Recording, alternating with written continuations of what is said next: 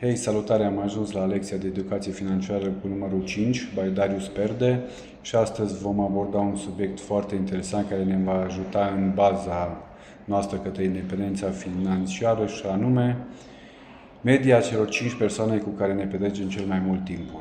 Ești media celor 5 persoane cu care îți petreci cel mai mult timpul, fie că sunt rude, vecini, colegi de servici, prieteni și așa mai departe.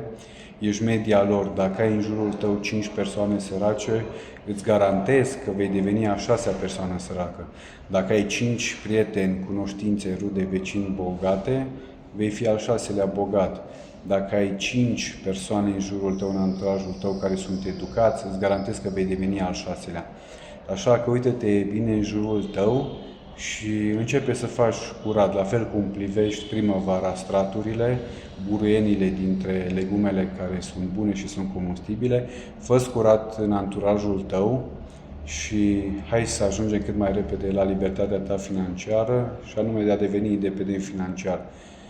Nu uita, ești media celor 5 persoane cu care îți petreci cel mai mult timpul, așa că nu-ți pierde timpul, pentru că timpul înseamnă bani și libertatea ta financiară. Mult succes, ține-ți aproape!